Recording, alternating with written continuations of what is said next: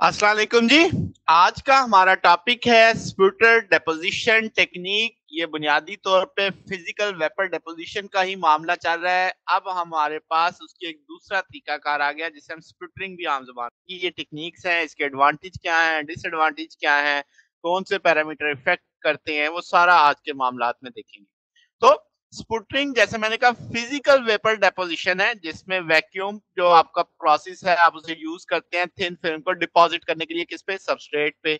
और आप इसे कमर्शियल और स्पेसिफिक पर्पस के लिए इस्तेमाल करते हैं। अगर डिफाइन किया जाए तो स्प्लिटरिंग एक फिजिकल प्रोसेस है जिसमें जो टारगेट है आपका सॉलिड स्टेट में होता है, वहां से एटम निकाले जाते हैं। अब वो एटम कैसे निकाले जाते हैं, हम उस पर बम्बार्ड करते हैं एनर्जेटिक आइंस, यानी आप उस पर आमतौर पर नोबल गैसेस के आइंस होते हैं जो बम्बार्ड करते हैं, जो आपके पास यानी जब ये एटम्स होंगे पास करेंगे किस में से, गैस फेज में से, और वो फिर डिपॉजिट करते हैं किस पे, सबस्ट्रेट पे, जो आमतौर पे सिलिकॉन वेफर का होता है।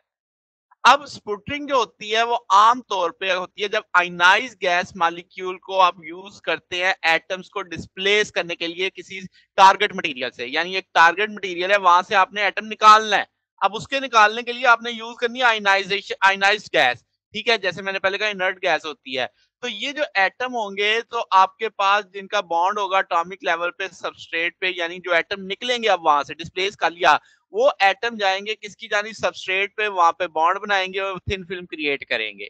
तो आपके पास मुख्तलिफ तरह की स्पटरिंग होती है जिनमें आयन बीम है, यानी आयन बीम जाती है, हिट करती है, एटम निकलते हैं, वो डिपॉजिट होते हैं जाके सबस्ट्रेट पे। इसी तरीके से आपके पास मैग्नेट्रॉन स्प्लिटरिंग है कि आपके पास एक वहां पे मैग्नेटिक फील्ड के थ्रू आप उसे करते हैं, डिटेल में समझते हैं इसे। और आपके पास डायोड एक टेक्निक होती है।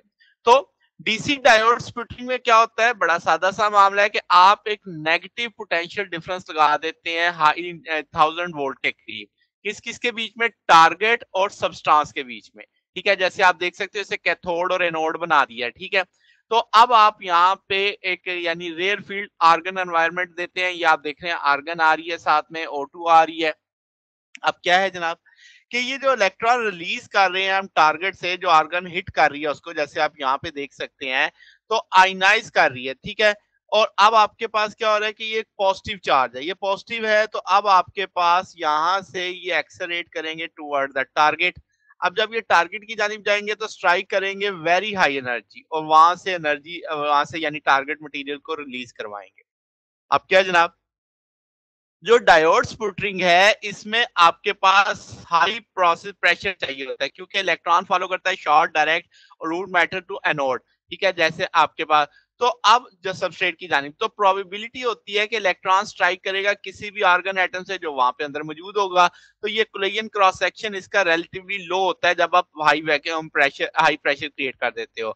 और बहुत सारे गैस के एटम यहाँ पे यानी होते हैं जो आपके पास इसको इंक्रीज कर सकते हैं इस क्रॉस सेक्शन को।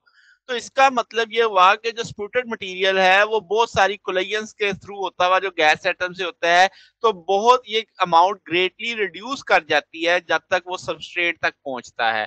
तो इसका मतलब डेपोजिशन रेट स्लो हो गया। तो टारगेट मटेरियल जो आपके पास इसमें कोड करेगा सिस्टम, वो आपके पास सबस्ट्रेट पे, तो इसका मतलब कवरेज करेगा अनइवन सरफेस। इसका अंदर डीसी जो आपके पास स्पुटरिंग है, वो डायोड स्पुटरिंग, वो इतनी काम की नहीं है।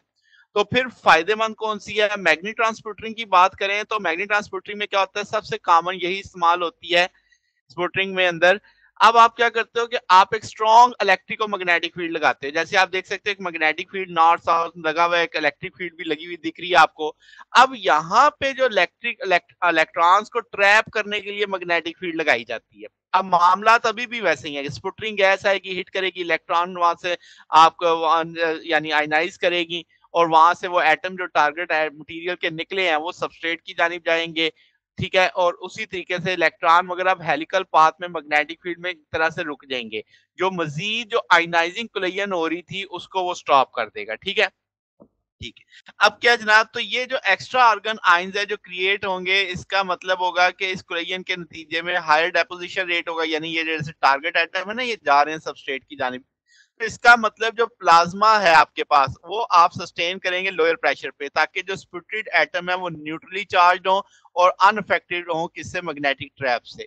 तो अब आप देख सकते हैं ये आइंस थे, फिर यहाँ से ये जब निकले तो आपके पास ये न्यूट्रल जा रहे हैं वहां पे।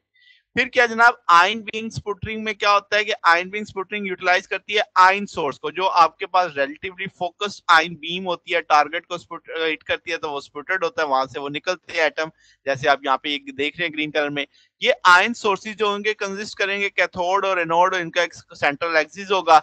अब क्या है, जब आपने हाई वोल्टेज लगाया तो 2 × 10 किलोवोल्ट से तो पॉजिटिव में है, तो आपके पास क्या हुआ कि एनोड क्रिएट करेगा electrostatic field inside the ion source, ठीक है, जहां पे, और वो कन्फाइन करेगा इलेक्ट्रॉन को एक saddle point around the centre source, जैसे आप यहाँ पे देख सकते हैं।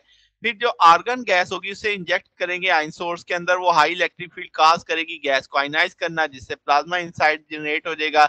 ये आयंस फिर एक्सेलरेट करेंगे एनोड रीजन की तरफ, जो एग्जिट अपर्चर है कैथोड का, creating the collimated ion beam, जैसे ये आ रहा है, और ये रिजल्ट करेगा आयन बीम वहां से टारगेट को, वहां से मोमेंटम ट्रांसफर होगा आयन से, और टारगेट से वहां से मटेरियल स्प्लिटर करेगा, जैसे आप इस सादातरीन वर्जन में ये देख रहे हैं।